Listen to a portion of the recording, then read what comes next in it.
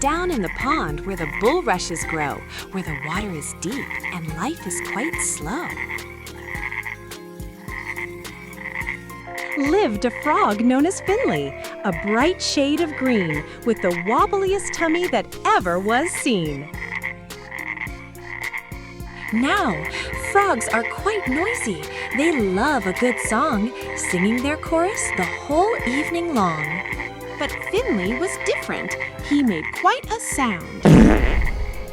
A thunderous parp that would rattle the ground.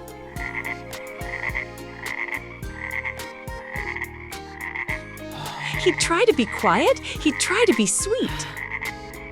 He'd hold in his breath and curl up his feet. But a bubble of trouble was building inside. And then there was nowhere poor Finlay could hide.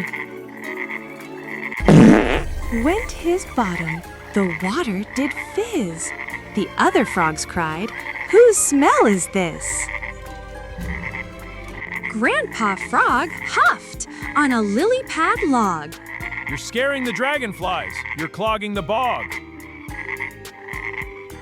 You're loud, you're smelly, you spoil our view. Be off with you, Finlay! There's no room around here for a stinker like you. So Finlay hopped off with a tear in his eye. Under the light of the silvery sky,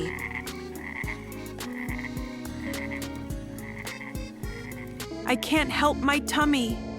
He said with a moan. I suppose I must live in this world all alone.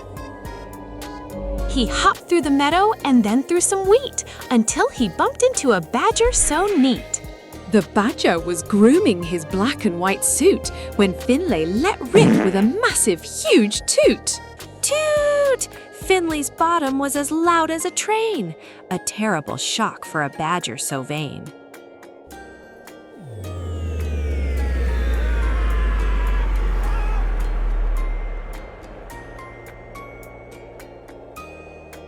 Oh, help!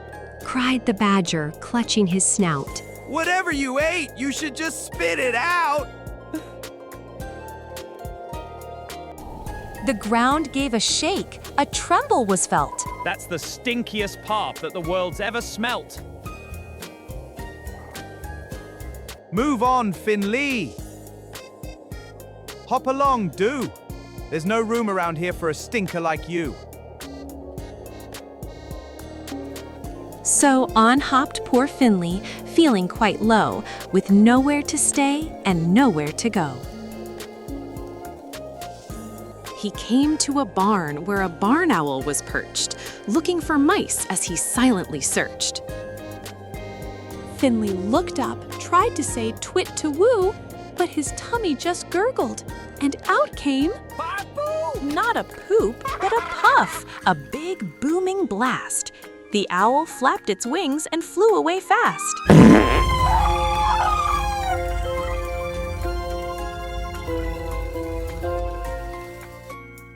Good grief! Shrieked the owl from the top of an oak. I'm choking on fumes and invisible smoke! Your bottom is noisy. An earthquake I felt. That's the stinkiest parp that the world's ever smelt. Move on, Finlay! Hop along, do! There's no room around here for a stinker like you.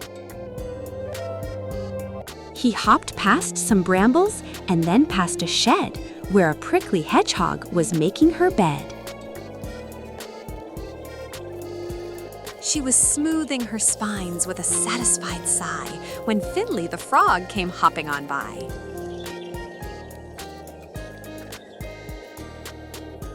He tried to say greetings. He tried to be classy, but his tummy decided to be very gassy.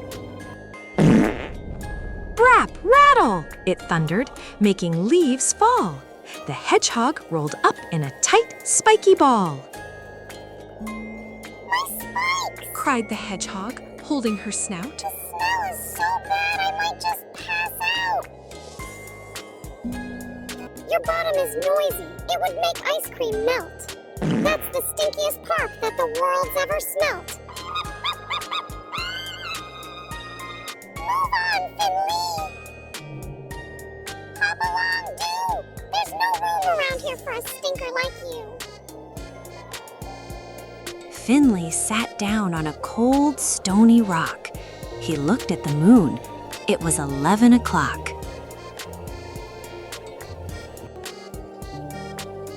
I'm lonely He sniffled. and distinctively smelly, and all on account of my wobbly belly.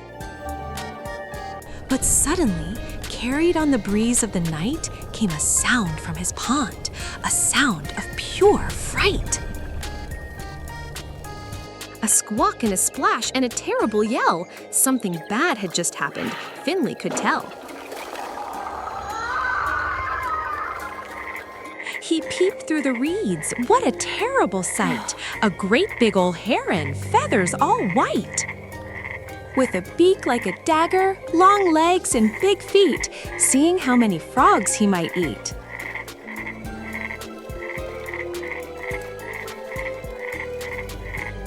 The heron had Grandpa trapped on a stone. Yummy. Said Heron. A snack of my own! Grandpa was shaking. The frogs were all freezing. And one little tadpole was quietly sneezing.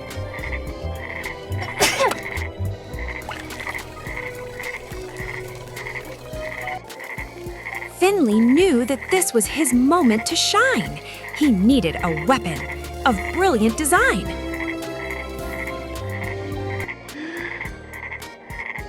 He gulped in some air, rolled in some mud, and thought of the gaseous thought that he could. He jumped on a rock right near the bird's knees and squeezed up his tummy like smelly old cheese. He focused his power, he aimed at the bird, and let out the loudest trump ever heard. It sounded like thunder, it sounded like drums, a hurricane wind from the smallest of bums. The smell was like cabbage and old rotten eggs. It knocked the great heron right off its legs.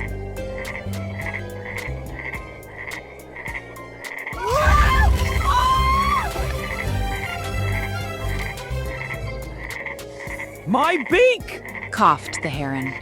My eyes! Oh, the pong! This swamp is too smelly! I'm leaving! So long! He flapped and he coughed and he flew to the south, still with a very bad taste in his mouth. The smoke cleared away and the frogs looked around. Finlay stood shyly up on high ground. He waited for Grandpa to tell him to go, to banish him back to the meadow below. But Grandpa hopped over and smiled a broad grin. You saved us! He croaked, touching his chin. The heron has gone. We're now safe and sound, thanks to the gas that you spread all around. Then the frogs all cheered. Hip hip hooray! Finlay, the frog's parps have saved the day! You're loud and you're smelly, that much is true. But nobody parps with a power like you! Come back home, Finlay! Come make a splash! Just warn us before you let out more gas. So Finlay is back in the pond, deep and green, the happiest frog that ever was seen. He still makes a noise when he goes for a swim. But now, all of the other frogs parked beside him.